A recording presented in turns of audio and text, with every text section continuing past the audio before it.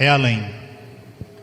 Após vivenciarmos uma noite de muito conhecimento, numa ótima atmosfera energética, positiva, com o palestrante Jacó Melo, daremos continuidade à programação do nosso quarto É Além, Encontro Luminar de Espiritismo e Magnetismo.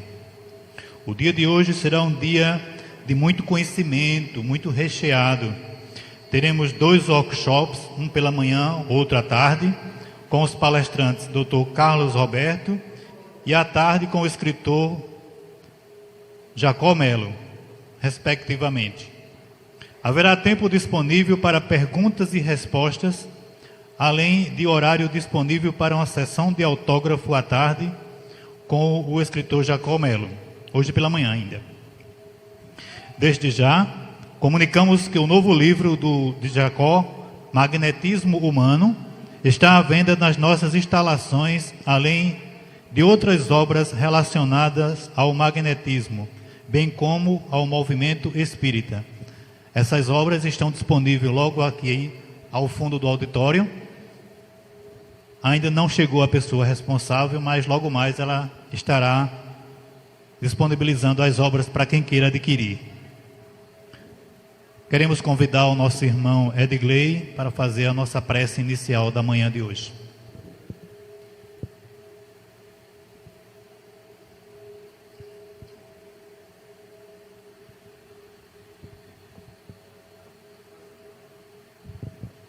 Bom dia a todos, sejam todos bem-vindos. Fechemos os nossos olhos e deixemos Jesus entrar em nossos corações, para que o seu amor se expanda, não só para aqui, mas para toda a cidade, para o Brasil e para o planeta. Querido e amado Mestre Jesus, gratidão te damos por esse momento tão especial, não só para a gente, mas todos que estão presentes. Pedimos a ti, Jesus, que tu continue conosco, nos auxiliando, nos dando essa força e esse amor para que possamos seguir o teu caminho para chegar até o Pai através de ti.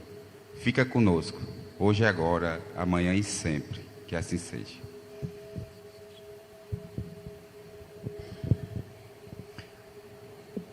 Agradecemos ao nosso irmão Edgley pela prece inicial.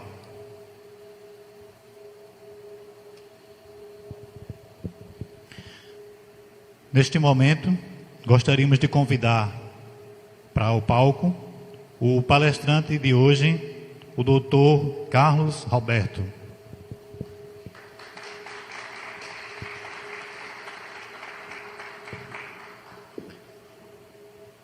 Médico anestesista, fundador e presidente da AME, Associação Médico Espírita de Campina Grande, palestrante e membro da Associação Médico Espírita Internacional, secretário da AME Brasil, palestrante muito conhecido e estimado no meio espírita.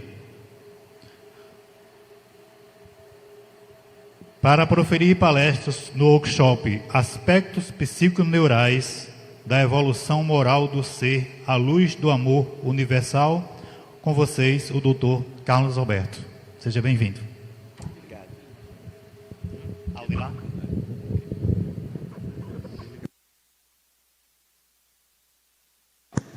Bom dia a todos. É com muita alegria que nós estamos aqui nesta manhã para iniciarmos essas nossas atividades. E eu gostaria de agradecer inicialmente a Deus pela oportunidade de trabalho e de aprendizado que Ele nos concede. Agradecer à comissão organizadora deste quarto encontro, quarto é além, pelo brilhantismo e da inovação das suas palestras, e agradecer a todos vocês que estão aqui presentes, bem como a todos os internautas que estão conectados, para que nós tenhamos a oportunidade nesta manhã de compreender um pouco sobre esta relação que existe sobre a evolução, o aspecto moral do ser humano e as suas estruturas cerebrais. Então, são mais ou menos 9h20, nós vamos falar mais ou menos 1 hora nessa parte inicial, depois daremos um intervalo de mais ou menos uns 25 a 30 minutos, para complementar na segunda parte e deixar algum tempinho para perguntas e respostas, certo? Bem, a gente sabe que ao longo de toda a história da humanidade, ciência e religião sempre foram as duas vertentes do conhecimento. Em determinadas épocas, uma se coloca como possuidora de toda a verdade, mas na realidade, como esta imagem ela é indutiva e sugestiva que nos mostra, ciência e religião são dois caminhos que podem levar à sabedoria, e que elas não estão separadas, elas caminham juntas, lado a lado, lado a lado. O que precisamos fazer na atualidade é compreender a interconexão que existe de uma com a outra, certo? Algumas correntes de pensamento ainda sustentam a ideia de que o que é da ciência é estritamente do domínio da ciência, e o que é da religião pertence só à religião. Mas isso já está totalmente ultrapassado. Elas andam de mãos dadas e ninguém sabe onde termina uma e onde começa a outra. Então, como a nossa proposta é buscar estudar a relação que existe entre as atitudes morais do ser humano e a evolução cerebral, nós podemos inicialmente fazer esta pergunta: foi Deus que criou o cérebro ou foi o cérebro que criou Deus? Ou seja, a religião nos coloca a proposta de que tudo estava pronto, criado por um ser superior. E a ciência coloca a proposta de que as estruturas cerebrais é que dão a ideia de Deus. Então, essas duas ideias, elas são paradoxais, e é necessário que nós procuramos entender, e os aspectos evolutivos nos demonstram isso daí, de quem realmente irá proporcionando o desenvolvimento do cérebro ou o desenvolvimento da ideia de Deus. Por exemplo, se nós observarmos esse gráfico aqui, que tem uma evolução de 10 milhões de anos, analisando os nossos ancestrais, os hominídeos ancestrais, nós vamos uma coisa vai nos chamar a atenção, que desde os seres mais antigos, como aqui o Australopithecus africanos, que viveu há milhões de anos, depois Homo habilis, erectus, Neanderthalis, chegando no Homo sapiens. Observe que tem sempre uma expansão da região anterior do nosso cérebro e do crânio. A diferença que você vai observar entre os hominídeos primitivos e o homem moderno é exatamente esta expansão gradativa que foi acontecendo da região anterior do nosso cérebro. E, por exemplo, aqui esses intervalos é de milhões de anos. Esse aqui que é o Homo habilis, ele viveu mais ou menos há 1.700.000 anos. Até lá, o nosso cérebro, ele tinha uma capacidade de 500 a 600 gramas, mais ou menos, ou seja, pequenininho, mas durante praticamente 8 ou 10 milhões de anos. Depois, a partir daqui, ele começou a aumentar de volume. Por exemplo, do Homo habilis aqui para o Homo erectus, que é considerado uma das primeiras mudanças para os homens modernos, o cérebro passou mais ou menos de 500 a 600 gramas para 900 gramas, no intervalo de 1 milhão de anos. A gente pode pensar, isso é muita coisa para a gente aqui no nosso tempo, mas dentro da história evolutiva não é nada isso daí. Então, e do Homo erectus para chegar no Neandertal e no Homo principal, praticamente o cérebro quase que dobra ou triplica de tamanho. Tudo isso às custas dessa região anterior. Então, se nós observarmos aqui mais uma vez, Australopithecus, o Habilis, Erectus, Neandertales e o Homo sapiens, que somos nós. Só que entra aqui, ainda existe outras. Aqui são os grupos principais. Aqui ainda existe o Homo de Heidelbergense, o Ergaster, existe o Cro-Magnon, que é fantástico você estudar esse aspecto evolutivo do ser humano, que a gente vai compreender muita coisa do que a doutrina espírita nos fala dentro do seu aspecto da evolução. Então, por exemplo, um trabalho publicado no Jornal de Cosmologia, em 2011, que fez uma síntese de todos esses aspectos místicos e espirituais relacionados com a evolução, já constata que os seres humanos, eles revelam uma consciência espiritual há mais de 100 mil anos atrás. Então nós já estamos chegando numa escala cronológica mais parecida com a nossa. Então, 100 mil anos. Embora todos os pesquisadores dizem que desde quando o ser humano começou a mostrar algum indício da ideia de Deus, não se sabe.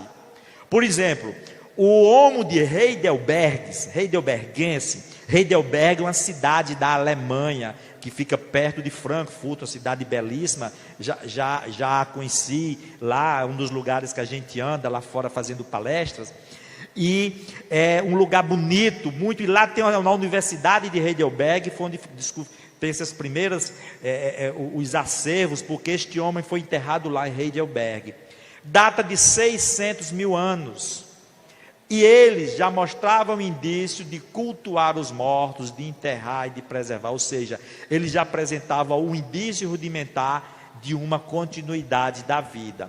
Então, mas as primeiras noções de uma consciência espiritual, ela apresentou mais ou menos em torno de 100 mil anos para cá, e começou a se apresentar, por isso aqui, o homem de Neandertal, que tinha na sua estrutura cerebral, o que era mais evidente, essas estruturas que eu coloquei como nome aqui: sistema límbico ligado a todas as emoções, parietal ao aqui, ao agora, o occipital e o temporal relacionado à força, à pesquisa, à atenção, entendeu? A situação atual. Então, essas estruturas eram muito importantes para o homem de Neandertal. Por quê? Porque ele vivia da caça. Todo dia ele tinha que acordar para, junto com um grupo, tentar matar os animais para o alimento. Então, ele não necessitava de estruturas ainda para pensar, para sonhar, para idealizar. Ele precisava sobreviver. Mas esses seres, eles já apresentavam alguma consciência espiritual. Porém, precisou mais ou menos uma evolução de 70 mil anos para chegar nesse período de 35 mil anos, quando surge na Terra o homem de Cro-Magnon. Nós podemos dizer que o homem de Cro-Magnon é o nosso ancestral mais parecido que tem conosco. E o que eu acho interessante é que essa época de 30 a 35 mil anos atrás coincide mais ou menos com as informações espirituais que a gente tem das migrações coletivas de espíritos de outras regiões, de outros planetas, para acelerar a evolução do planeta terreno. Então, já eram seres maiores, quase 2 metros de altura, com as feições parecidas com as nossas. Então, com a chegada desse povo, o cérebro multiplicou de tamanho, principalmente nos lobos frontais. Olha aqui, principalmente nessa região anterior que ocorreu o aumento principal. Olha aqui, por exemplo, uma imagem que mostra o sepultamento do homem de Neandertal, que é no Paleolítico Médio, de 150 mil a 35 mil anos atrás.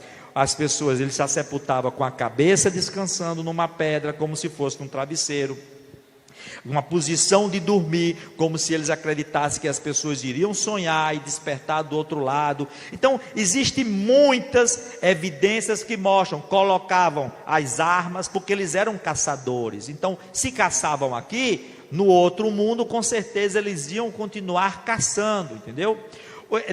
Nessa época do Paleolítico Médio, nesse período, porque o homem de Neandertal ele viveu aí de 300 mil anos até os 30 mil anos atrás, nesse período aí. Então, eles, por exemplo, quando eles derrotavam a tribo inimiga, eles costumavam cortar a cabeça e enterravam todos eles decepados junto. Por quê? Que era para não ser do outro lado, na outra vida, não ter os inimigos para lutarem também. Então existia, mesmo de uma forma rudimentar, uma consciência espiritual. Mas aqui já é o sepultamento do homem de Cro-Magnon, que já é o Paleolítico superior mais recente, de 35 mil a 10 mil anos atrás. Já está bem pertinho da gente, chegando bem pertinho.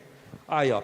E aqui já era sepultado com flores, com adornos, com alimentos, quer dizer, como para a pessoa precisasse de continuar a sua existência do outro lado e precisasse de todas essas substâncias para dar sequência. Então, isso aqui são indícios de uma consciência espiritual bastante avançada.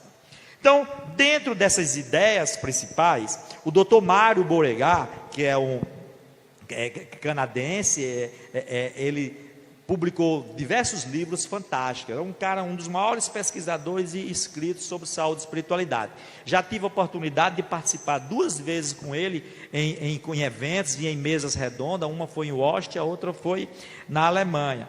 Então, o que é que acontece? Ele escreveu esse livro aqui muito fantástico, certo? Mas, como sempre acontece com as pessoas que pesquisam, os pesquisadores de saúde e espiritualidade, eles são escanteados dentro das universidades para que as suas ideias não ganhem, não se propaguem.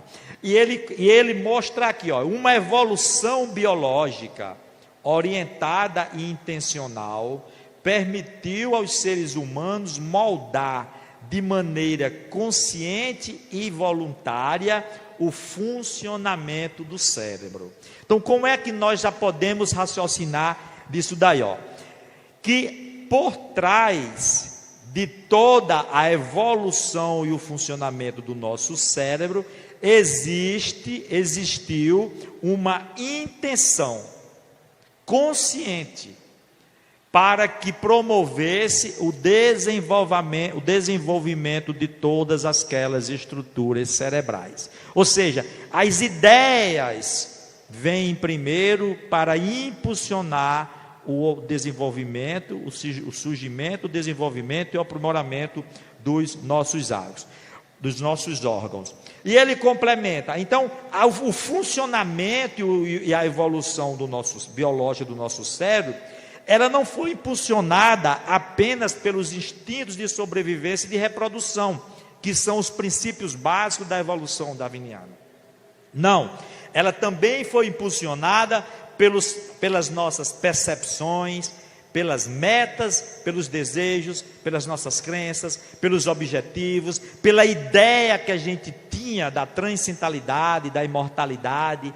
Todo esse conjunto de fatores, foram eles que moldaram e que impulsionaram o desenvolvimento do nosso cérebro. Por quê? Porque nós vimos que já data de mais de 100 mil anos a existência de uma consciência espiritual por trás disso daí, sendo responsável para ir impulsionando o desenvolvimento cerebral. Então, isto é o objeto de estudo do que nós chamamos da neuroteologia, que ela estuda exatamente a psicologia evolucionária como base neurológica para impulsionar o desenvolvimento do nosso cérebro, principalmente relacionado com todas as experiências que nós chamamos experiências místicas, espirituais e religiosas. O conjunto dessas experiências é que representam estímulos de natureza transcendental, responsáveis por impulsionar a evolução biológica do nosso cérebro. Então, esta ideia, ela é contemporânea com os maiores pesquisadores da atualidade. Por exemplo, William James, considerado o pai da psicologia moderna, ele abre um leque para se abordar esta linha de raciocínio, quando ele diz que a psicologia ela não pode considerar-se abrangente se não levar em conta as inúmeras variedades de experiências diferentes daquelas que se chamam normais. E essas experiências diferentes são aquelas exatamente as experiências de autotranscendência, de expansão da consciência, as experiências místicas. Esta mesma proposta também ela é colocada por Einstein, um dos maiores físicos e dos homens mais inteligentes que nós conhecemos, que ele coloca que a emoção religiosa mais bela que pode existir no ser humano é a mística. Ela representa todo o aspecto da ciência verdadeira do ser humano. Então a gente observa que esta ideia ela tem os seus defensores, propagadores, fundamentada em pessoas de credibilidade que são referências para o próprio conhecimento psicológico e científico da humanidade. Então, quais seriam esses fenômenos de autotranscendência? O que seria um fenômeno de autotranscendência que estaria responsável por impulsionar esse desenvolvimento? Algumas características do que seria uma autotranscendência. Olha, tendência mental de superar os limites do próprio corpo, através de sentimentos espirituais que independem da religiosidade ou da religião do indivíduo, e os estados alterados de consciência. Então, tudo isso representa um fenômeno de autotranscendência. Você perder a conexão sua com o mundo material, você transcender essas fronteiras, de uma hora para outra você se sentir integrado com o todo, com o cósmico, integrado com uma realidade imaterial que representa a própria essência do universo, entendeu? Abraham Maslow chamava isso de eventos culminantes, e a autotranscendência é um parâmetro científico muito importante e utilizado para quantificar a espiritualidade. Certo? Existe toda uma graduação. Existem fenômenos de autotranscendência, desde você a perder as fronteiras do corpo e integrar-se com o cosmos, até você admirar uma obra de arte, um quadro belo, ouvir uma música, entrar no estado de êxtase, fazer uma prece em que você perde a conexão com essa realidade, integra-se com o divino. Ou seja, são diversos meios pelo qual o indivíduo exterioriza essa autotranscendência que existe nele. Então, esses dois pesquisadores da Universidade de Pensilvânia, o Andrew Newberg e Eugene Daquile, eles têm uma teoria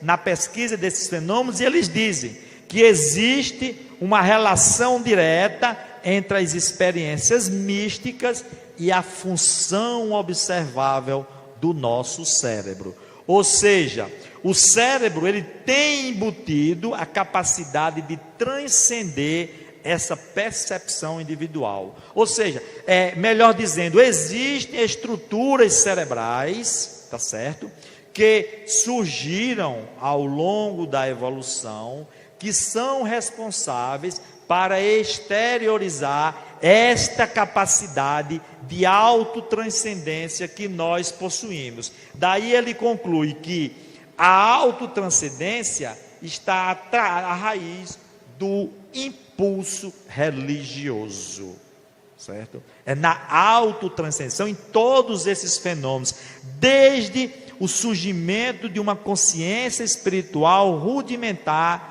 há milhares de anos atrás com os nossos ancestrais, até os dias atuais, até os dias de quando as religiões começaram a ser constituídas. Foram os mecanismos de autotranscendência responsáveis por impulsionar isso daí. Então, nós podemos já começar a ter essa ideia daquela primeira pergunta. Deus criou o cérebro criou Deus, tá certo? Então, o que é que os autores concluem neste outro trabalho que foi publicado em 2004 sobre a evolução psicológica, tá certo? Comparando a evolução psicológica e a religiosidade do ser humano. Então, vejamos bem, olha, estudar o misticismo ou a espiritualidade como derivados de uma religião significa inverter o curso natural dos fatos. A religião é um fato posterior, que começa com a intuição mística ou um outro fator espiritual. Então a religião, ela surgiu após as experiências místicas, o impulso transcendental, ou seja, com todos os fenômenos de espiritualidade. Em outras palavras, podemos dizer que a religião foi criada pelo homem. A religião, como conjunto de dogmas e instituições, ela, ao longo da história da evolução, demonstra que ela foi criada pelo homem. Não foi a religião criada para dizer determinados fenômenos têm que existir, que são verdadeiros, determinados comportamentos, determinadas práticas. Não. A consciência de algo superior, imaterial, sobrenatural, transcendental, ela surgiu primeiro, para que depois impulsionasse o desenvolvimento do nosso cérebro e a ideia de religião, mostrando que na raiz de todas as religiões que nós conhecemos hoje, existiu o impulso dos fenômenos transcendentais, que são universais e estão presentes em todas as culturas. E são estes fenômenos que transcendem as fronteiras religiosas, fazendo com que todos nós sejamos únicos. Então o doutor André Newberg diz, olha, que estudando o cérebro, ele diz que o cérebro dispõe de mecanismos neurológicos de autotranscendência, entendeu? Até aqui, a gente ainda não consegue diferenciar onde a origem, se é espiritualismo ou se é materialismo. Por quê? As trilhas neurais, que são as redes neurais que existem no nosso cérebro, elas são responsáveis por exteriorizar os fenômenos de autotranscendência. Mas ainda não se consegue, a ciência ainda diz o seguinte: é o cérebro que produz isso daí, que produz essa ideia, certo? Ainda não considera de que a ideia transcendental, ela seja pré-existente ao cérebro. Esta é a grande luta e briga que existe entre a ciência materialista e a ciência espiritualista. É conseguir provar que a consciência, ou sinônimo de alma ou de espírito, como queiramos chamar, ela é uma estrutura extracerebral.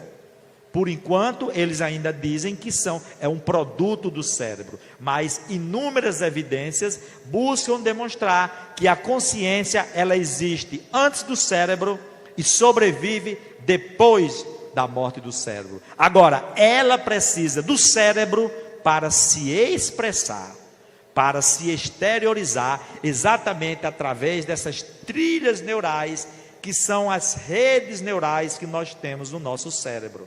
O que são isso? Redes neurais? São as conexões entre os neurônios. Nossos neurônios são as células mais importantes do nosso cérebro. Como tem a célula cardíaca do coração, a célula muscular do músculo, os neurônios é a célula principal do nosso cérebro. Elas formam conexões, que se chamam sinapse. E essas sinapses, elas transmitem informações. E através das redes neurais, elas representam um pensamento, uma lembrança, uma habilidade, uma informação, uma ideia. São informações que transitam pelo nosso cérebro. Por exemplo, se eu disser para vocês a palavra limão, imediatamente vem na sua mente uma ideia. Pode ser amarelo ou verde, redondo, azedo.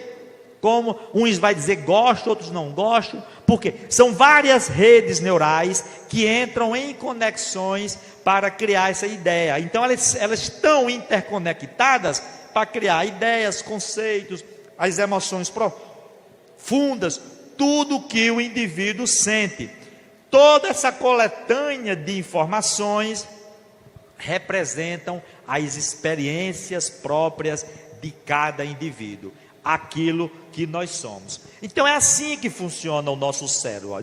Numa dinâmica nós observamos aí, ó, as interconexões dos neurônios que trabalham com impulsos eletroquímicos, que são desencadeados pelo potencial de ação, promove toda uma dança de cargas positivas e negativas de dentro do neurônio para fora, que é responsável pela propagação do potencial de ação.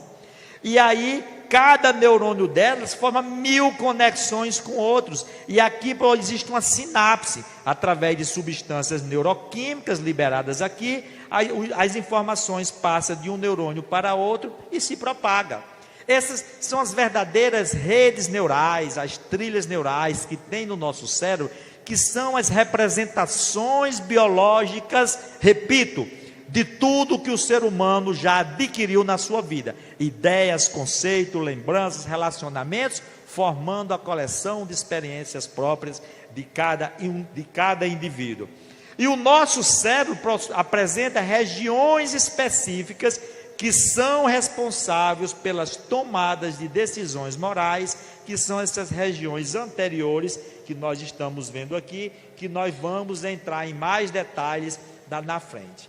Então, dentro de toda essa estrutura cerebral que nós conhecemos, o lobo frontal, que eu já mostrei para vocês, que foi responsável pela expansão do cérebro ao longo da evolução dos últimos anos, os estudiosos neurocientistas colocam o lobo frontal é a área do cérebro que é responsável pela intenção firme, certo? A tomada de decisões. É a região anterior do nosso cérebro que controla e que regula todo o nosso primitivismo. É na região anterior do nosso cérebro, nesse lobo frontal, que surge a inspiração. Esses fenômenos subjetivos, como livre-arbítrio, intenção, inspiração, desejo, vontade, para que você possa tomar decisões. E é lá nessa região anterior também que ela funciona como reguladora dos nossos instintos. Esta próxima imagem, por exemplo, ela mostra uma coisa interessante, ó. Essa imagem de cima, essa parte azul, é o lobo frontal. Ela tem toda uma ação reguladora, consciente sobre as estruturas primitivas, que essas aqui embaixo, aqui tem o sistema límbico e as estruturas mais primitivas, responsáveis pelas emoções, mais primitivas, que fazem parte dos nossos antepassados, mas que ainda continuam conosco. Então o que é que acontece? Quando o indivíduo vivencia uma situação de estresse muito acentuada, por exemplo, ocorre um bloqueio dessa ação controladora consciente, da vontade de fazer escolha consciente, e imediatamente o piloto automático toma conta. Quem assume o controle é o nosso sistema límbico mais primitivo. Então, somos nós que temos que, digamos assim, regular e controlar nossas emoções primitivas. Tudo o que a gente aprende hoje com os conceitos propostos pelo Evangelho e pelo conhecimento espírita, de que o ser humano, para ele progredir e evoluir, ele precisa, de uma forma consciente, assumir o controle da sua vida e domar as suas emoções. Então, eu tenho que ser conduzido não pelos meus instintos, nem pelos meus automatismos. Hoje eu tenho que usar a minha razão, a minha lógica, o meu entendimento para tomar as atitudes corretas. Por exemplo, eu vejo ali um objeto dando bobeira para eu poder pegar, mas eu vou pegar? Não, isso era no primitivismo. Na era atual você já tem uma razão, lógico, não, aquilo pertence a alguém. O proprietário daquilo ali tem mais direito, o meu direito termina no comércio dele. Então eu não vou destruir a natureza, porque se eu estou integrado com ela, eu vou respeitar os seres mais inferiores, que são os animais, eu vou respeitar o próximo. Por quê? Porque nós começamos a entender que essa zona, essas atitudes conscientes são necessárias para que a gente possa suprimir os nossos instintos. Ou seja, nós precisamos fazer o mecanismo de renovação necessária para que o homem velho morra e surja um homem novo, renovado. Isso de uma forma consciente.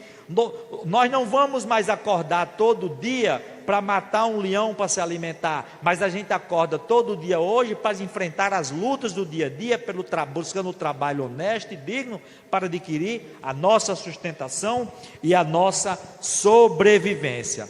E isto nos permite assumir um autocontrole das emoções. E a região do nosso cérebro que tem surgido ao longo do processo evolutivo responsável por controlar as nossas emoções são exatamente as regiões que estão localizadas na parte anterior do nosso cérebro, conhecido como córtex pró-frontal. Esse outro trabalho aqui, interessante, como eu falei para vocês, existem muitos trabalhos bonitos aqui, ó. Pegou um grupo de 10 pessoas, 10 homens entre 20 a 48 anos, e colocaram para assistir filmes eróticos e neutros emocionalmente, para que se avaliasse a excitação sexual, que é uma manifestação dos instintos e do primitivismo do ser humano, onde ele pudesse depois refrear a excitação quando consolado. Ou seja, o objetivo do trabalho era mostrar que você pode despertar a manifestação de emoções primitivas e depois, de uma forma consciente, você poder suprimir isso daí. Algo que a gente vê, por exemplo, na atualidade, com essa propagação da sensualidade desenfreada e patológica que existe em nossa sociedade.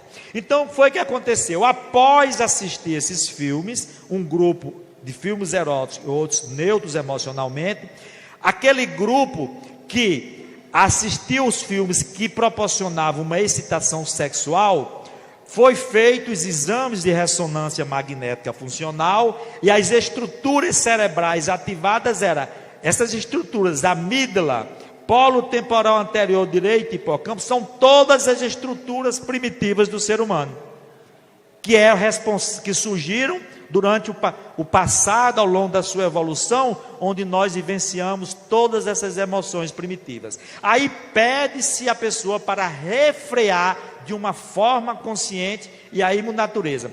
Quando se suprime essa excitação, a região que entra em atividade é essa anterior do cérebro, o córtex pré-frontal lateral direito e esse córtex anterior, mostrando que é na área anterior do nosso cérebro que tem os elementos importantes para que o ser humano possa exteriorizar esta consciência moral e reguladora dos seus instintos. Isso é o que pode nos tornar civilizados.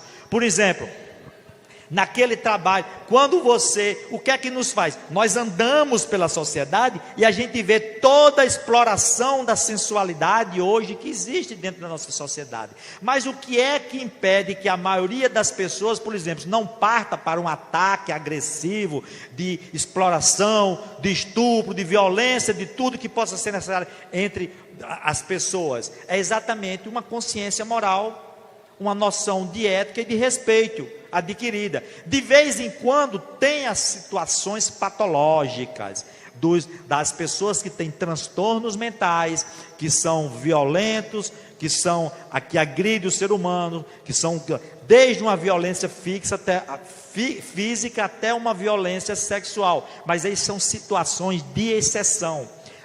A grande maioria das pessoas não fazem isso. Você transita pela sociedade e você convive com as pessoas, mas você não as ataca para satisfazer os seus instintos. Por quê? Porque o seu superego dentro da estrutura da psicologia, funciona como inibidor do seu ego, que seria a manifestação desses instintos mais primitivos. E esta região anterior do nosso cérebro é ela responsável pelas estruturas para poder exteriorizar estas características. Então nós podemos concluir e apresentar um resumo de todo esse conjunto de ideias que o Dr. Beauregard apresenta, de que as realizações éticas, elas são resultados de um contato com uma realização, com uma realidade transcendental por trás do universo, e não da multiplicação dos nossos neurônios.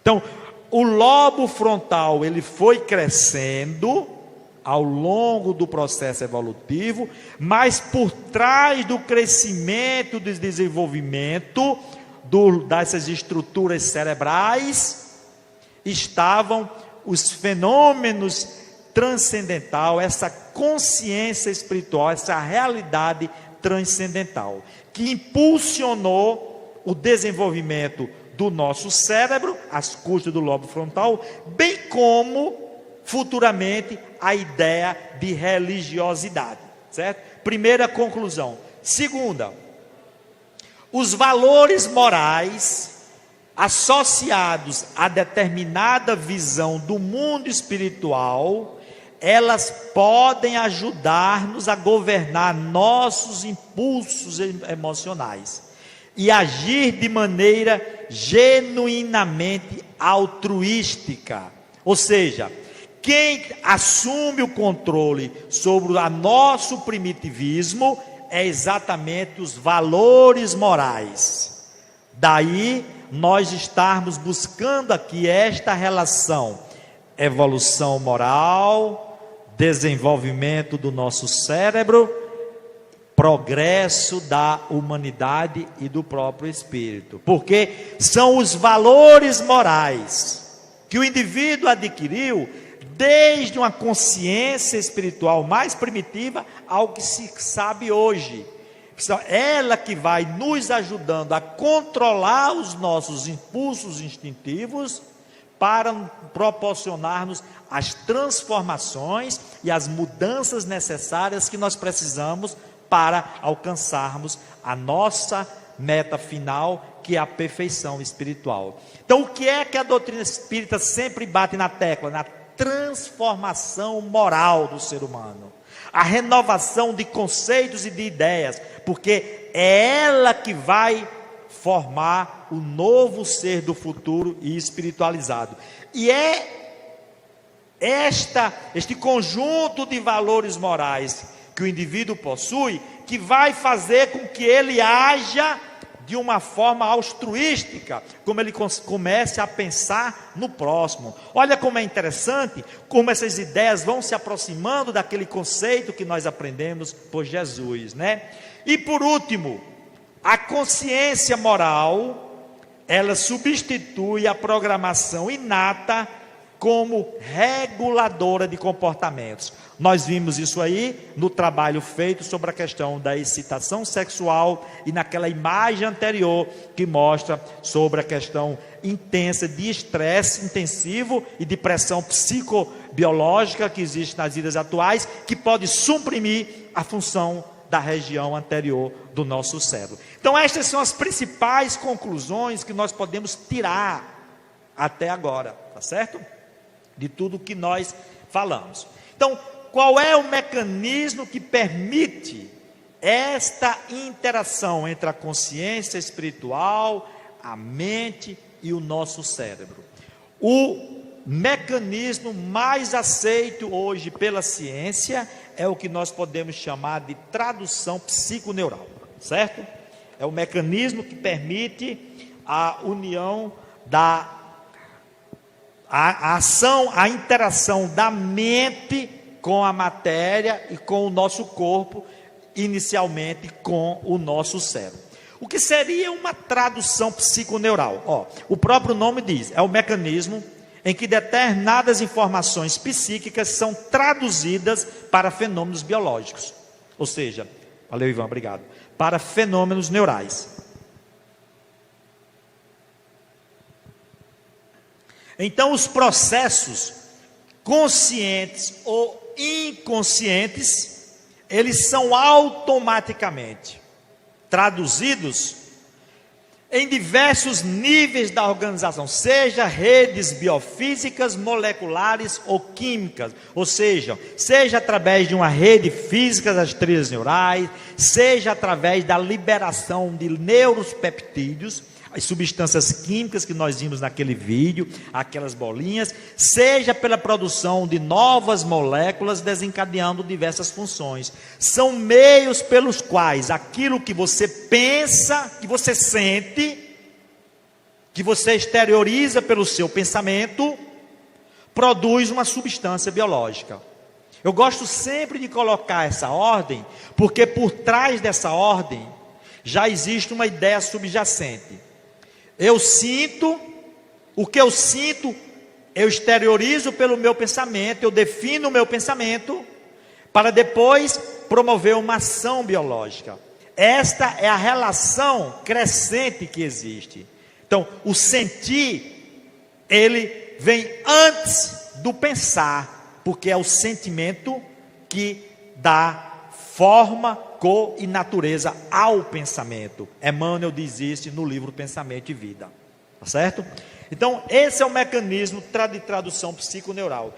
E essas substâncias neuroquímicas permitem a comunicação da mente com o cérebro e com o corpo. E nós podemos até ainda colocar espírito como realidade individual, mente como uma estrutura intermediária, o cérebro, a estrutura física e o corpo, o que nós somos como um todo. É o que a doutora Candace Pert, criadora da psiconeuroimunologia, chama de uma rede psicossomática de informações que faz com aquilo que você sente, promove reflexo no seu corpo. A gente sabe isso continuamente quando nós temos um período de tristeza.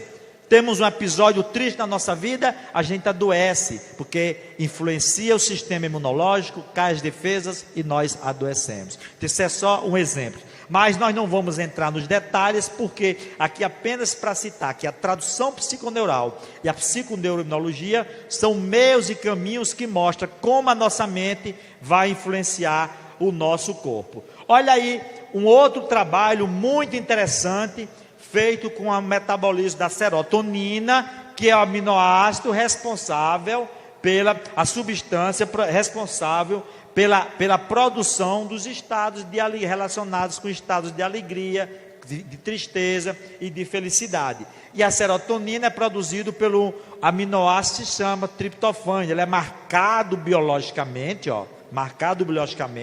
e aí eles conseguem fazer os trabalhos científicos. Esse trabalho foi o seguinte: pegaram alguns autores, para que eles, atores profissionais, para que eles simulassem em si um estado de tristeza, um estado emocional triste. E quando ele estava triste, relacionado com esse estado emocional, nós tínhamos o córtex frontal esquerdo e o anterior esquerdo, relacionado com esse estado emocional, a percepção de tristeza. O que é que se pediu? Pediram para eles imediatamente simular um estado de felicidade, ou seja, uma emoção autoinduzida. Para um ator profissional isso é fácil, é o que eles fazem no dia a dia. Então, quando ele lembrava de um momento feliz da sua vida, para ser oposto ao triste, imediatamente quem entrava em atividade era a mesma região do cérebro, só que do outro lado, do lado direito, certo? Isso é o que se chama estado emocional autoinduzido. Promoveu uma mudança seletiva. Então, é a conclusão do trabalho, Um estado emocional específico, autoinduzido de forma voluntária, pode ser rapidamente traduzido para uma modificação seletiva da capacidade de síntese da serotonina regional do nosso cérebro. E aí você pode dizer, qual foi o start, qual foi o botão que acionou essa mudança seletiva? Foi exatamente a ação própria da vontade, da decisão, da indução que o ator tomou, de neste momento ele assumir, pensar numa situação de felicidade. E quando ele pensou nesta situação de felicidade, mudou a região do cérebro. Então mostra que o funcionamento do nosso cérebro, ele pode ser alterado pela nossa vontade. Essa mesma ideia colocada pelo Dr. Jeffrey Schwartz, que é um pesquisador sobre as questões da neuroplasticidade relacionado com a força mental do indivíduo. E ele diz: chegou a hora da ciência aceitar que a atividade mental determinada pela vontade, ela pode alterar a função do nosso cérebro. E essas evidências científicas estão aí, plausíveis, mostrando que pela sua vontade você pode alterar o funcionamento do nosso cérebro. Então, diante dessas novas ideias, nós já podemos concluir, responder aquela primeira pergunta, certo? Não foi o cérebro que criou a ideia de Deus, e sim a ideia de Deus, a ideia transcendental, os fenômenos espirituais, que se foram os impulsos que levaram ao desenvolvimento cerebral e a ideia e ao impulso dos conceitos da religiosidade que o homem criou, certo? Então a religião e a ideia de Deus, ela é nata no ser humano. Não é a religião que cria a ideia de Deus. A ideia de Deus, ela vem antes. Aí você pode me perguntar: mas Beto, por que é que existem pessoas, os ateus, pessoas ateias, por que é que existe isso? Porque essas pessoas, não existe o ateu, digamos assim, de carteirinha, convicto, que não acredita em nada. Porque o fato dele acreditar no amanhã já mostra que ele acredita em alguma coisa. Ele talvez não acredite na realidade, na continuidade da vida, ou no existência material, porque a forma como colocaram para ele, a sua mente não aceita. E aí ele busca descobrir novos conceitos. É o que vivenciou com a maioria de todos nós. Ou seja, a ideia de Deus, ela tem evoluído ao longo de toda a história da humanidade, desde um trovão, um fenômeno da natureza, um sonho, até um senhor de barba branca, determinando os escolhidos, até essa consciência cósmica, causa primeira, a inteligência superior, que nós conhecemos. Então, é um processo, a ideia de Deus é um processo gradativo, de evolutivo dentro do próprio ser. Há momentos em que você até estaciona por não acreditar em nada, mas é porque a ideia que estão lhe oferecendo não lhe satisfaz. Kardec fala isso, inclusive, sabe quando? No primeiro livrinho, O que é o Espiritismo, logo naquela época, quando iniciou as verdadeiras discussões. Então ele se referindo aos ateus, e ele dizia: existem muitas pessoas hoje que são ateus, porque o Deus que lhe apresentam hoje, ele não aceita daquela forma, mas lhe apresente algo novo, diferente, que aí ele vai mudar de opinião. Então, a ideia de Deus, ela não se impõe de fora para dentro, ela é uma construção interior do próprio ser, que ele vai realizando em si próprio. Por isso que não adianta a gente tentar convencer as outras pessoas. O nosso papel é expor, dialogar, trocar ideias. Cada indivíduo é que vai tirar suas conclusões, certo? Por exemplo, eu me tornei espírita porque os próprios conceitos que quando eu tive acesso, me fizeram raciocinar que era a melhor proposta para compreender a realidade do mundo. Depois enveredei pelo lado mais da relação da ciência com os conceitos espíritas, porque eu acho que aí mostrou um novo caminho para a chave do entendimento. Como Kardec dizia, a ciência da religião é a religião da ciência, certo? A ciência precisa, a religião precisa da ciência para lhe dar apoio e comprovação. E a ciência precisa da religião porque não consegue explicar todos os fenômenos. Então, para outras pessoas, talvez não precise buscar essa ponte. Vão só no sentimento e alcançam e chegam lá. Então, cada um escolhe o seu caminho. Cada um escolhe o seu caminho. Porque as evidências evolutivas, científicas e trabalhos desde os primórdios da evolução do homem demonstram que não é a religião que chegou para dizer o que é que nós temos que fazer. Foram as ideias subjacentes que surgiram dentro do próprio ser, principalmente as transcendentais, os fenômenos, que despertaram no ser a consciência espiritual de uma nova realidade, e a partir daí ela foi construindo a ideia de religião e estabelecendo os seus conceitos, através de uma construção evolutiva. Então a relação da mente com o cérebro é como o William James coloca, ó.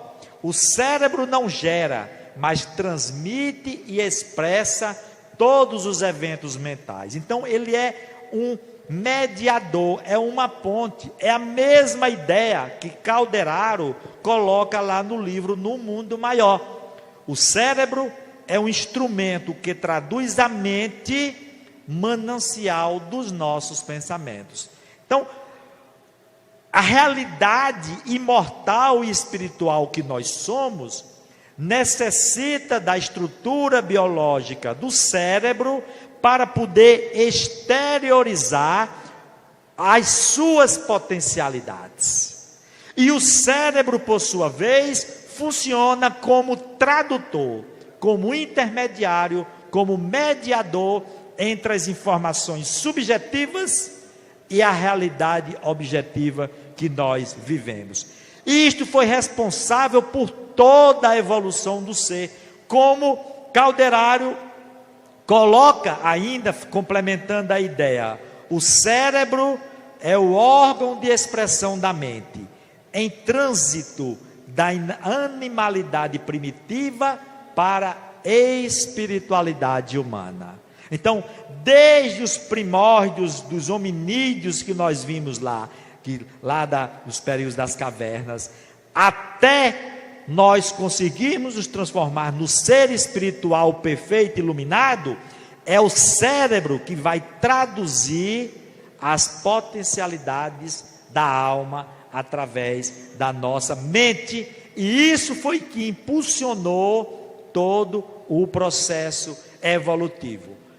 E André Luiz sacramenta isso daí no livro Evolução em Dois Mundos, lá na página 99, quando ele diz, a evolução morfológica, ou seja, a estrutura do nosso corpo, seja do nosso cérebro, todas as estruturas do nosso corpo, ela prosseguiu emparelhando-se com a evolução moral.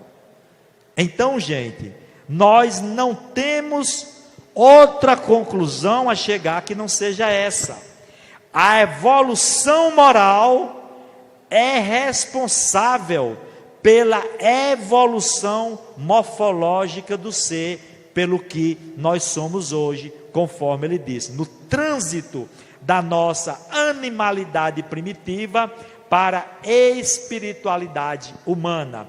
E a região mais nobre do ser é isso aqui, o lobo frontal. E daqui é um outro trabalho que foi promovido pelo Dr. Jorge Moll Neto, onde ele analisou as decisões morais. Isso aqui é um trabalho recente, e ele mostrou que o córtex frontal é que estão os sentimentos morais mais elevados do ser humano, e que eles são ativados pela compaixão e pelo sofrimento alheio, principalmente quando nós adotamos uma ação moral positiva em benefício do outro, envolvendo o sacrifício pessoal. Observe como essas evidências científicas vai se aproximando do verdadeiro sentido da caridade proposta por Jesus e por Kardec, entendeu? A ação moral da renúncia e do sacrifício pelo bem do próximo, pelo bem da humanidade, pelo bem da natureza, pelo bem e tal. Então, para a gente finalizar esse nosso bloco, só o resultado dessa pesquisa, desse trabalho que o Dr. Jorge Moll fez, que ele fez, analisou uma doação custosa e uma oposição custosa. Você fosse doar dinheiro de verdade por uma causa, ou você fosse se opor de verdade por uma outra causa. Então é o seguinte, a primeira fase da pesquisa era quando você oferecia dinheiro para uma pessoa pudesse receber dinheiro ou um bem. Então, quando as pessoas tinham fazia essa escolha, essa opção, eu quero receber um bem, dinheiro por uma ação, por exemplo, ou ser recompensado, ativava as regiões do cérebro responsável, que nós chamamos sistema de recompensa. Sistema de recompensa é aquele que está envolvido na sensação de prazer, aquilo que você faz lhe dá prazer, certo? Eu gostei, o dinheiro me deu prazer, sistema de recompensa. Aí foi o segundo grupo, para você se opor a uma organização que pratica aborto ou que produz armas para a guerra. Agora, se opor de verdade e doar o que você precisar, tempo, dinheiro para isso aí. Quando você faz essa, se coloca nessa situação, você ativa uma região do lobo frontal. E a terceira situação, a doação custosa, você se sacrificar realmente por uma causa moral, você mais uma vez ativa regiões do lobo frontal. Então daí a conclusão de que as ações morais positivas em prol de uma da sociedade ou de outra pessoa que envolve sacrifício pessoal são aquelas mais responsáveis pelos bens duradouros do ser humano. E aí a Academia Brasileira de Ciência conclui na pesquisa, hoje sabemos que as boas ações estão relacionadas a um bem-estar mais prolongado do que as conquistas particulares que têm um efeito momentâneo. Você compra um carro novo, você compra um televisor novo, você faz uma viagem, aquilo lhe dá uma sensação de prazer momentâneo. Com pouco tempo você já está satisfeito porque trocou de carro, comprou roupa nova, porque comprou um computador novo, trocou de celular, tudo. Agora, as ações morais, ela promove um bem mais duradouro para o ser humano. Então, nós acreditamos que essa descoberta tem uma aplicação muito grande na qualidade de vida e no altruísmo do ser humano. Então, é a ciência gradativamente caminhando ao encontro da proposta do Cristo, na proposta da caridade, na proposta de fazer o bem. O outro, para complementar a ideia, o trabalho da Sônia Lubosmirk, da Universidade de Stanford, sobre a caridade. É um dos primeiros trabalhos científicos mais fantásticos que eu achei sobre a questão da caridade. Ela pediu a um grupo de pessoas para fazer 5 atos de caridade por semana durante 6 semanas. E olha a conclusão como foi fantástica. A prática regular da benevolência tornava os voluntários mais felizes. E não só no ato, mas por um longo período, e principalmente quando não se contava e não se esperava nada em troca. Então, só para a gente ver mais uma vez o que as evidências mostram sobre a proposta do Cristo. Que a mão direita não saiba o que a mão esquerda faz, porque quando você faz o bem desta maneira, a satisfação é muito mais duradoura e é mais valiosa dentro do conjunto de ações morais que o indivíduo tem que realizar. Então, nós vamos parar aqui para dar um intervalo, porque no próximo bloco a gente pega essa nova ideia de que Calderaro diz, nos planos dos lobos frontais, silenciosos ainda para investigação científica do mundo, jazem materiais de ordem sublime, que conquistaremos gradualmente no esforço de ascensão, representando a parte mais nobre do nosso organismo divino em evolução. Então, todas as evidências científicas que hoje apontam para o funcionamento do lobo frontal do nosso cérebro Kardec colocado, André Luiz revelou lá no livro No Mundo Maior, através do instrutor Calderário, que é nessa região que está lá. O futuro, com essas estruturas sublimes que precisam ser acionadas, não podemos esquecer, no esforço de ascensão. Então vamos parar agora e depois nós vamos pegar na segunda parte o desdobramento dessa ideia, ok?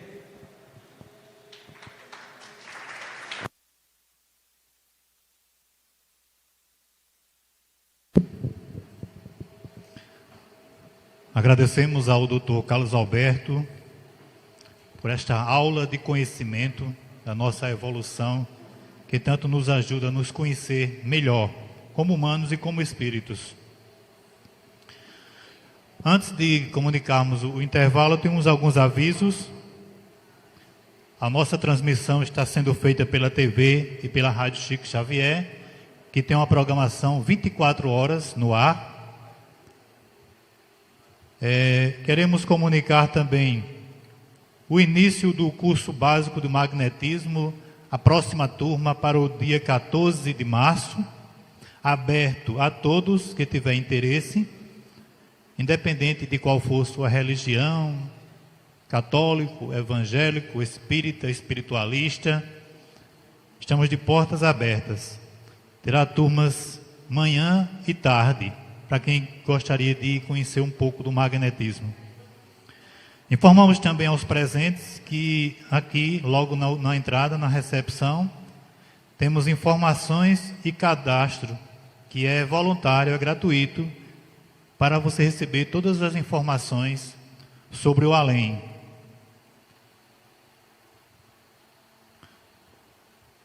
Senhoras e senhores, faremos agora um breve intervalo de 20 minutos. Para quem está em casa nos acompanhando, dá tempo de colocar aquele tempero no feijão. Para quem está aqui conosco, comunicamos que os sanitários estão aqui ao lado esquerdo, descendo pela rampa, e tem um coffee break aqui embaixo, na rampa, no fundo do auditório, para todos os que estão presentes poder tomar um café, uma água. Lembrando também que a nossa livraria há vários títulos para vocês acompanhar. À tarde, o escritor Jacó Melo estará aqui e disponibilizar alguns autógrafos.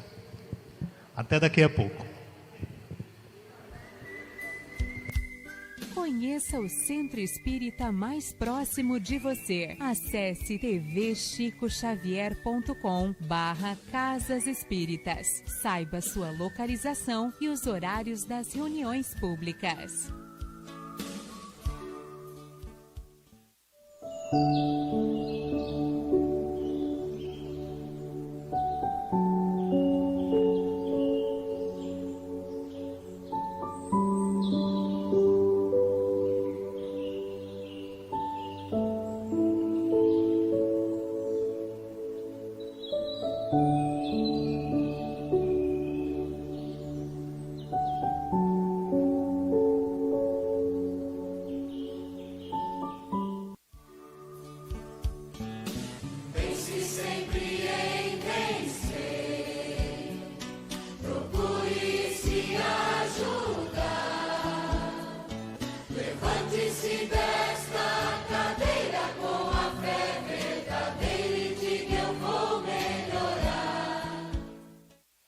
Em Campina Grande, Paraíba, o carnaval tem um clima diferente.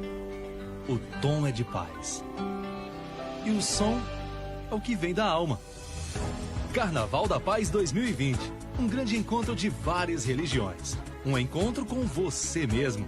De 20 a 25 de fevereiro, participe dessa jornada de fé e autoconhecimento no Carnaval da Paz.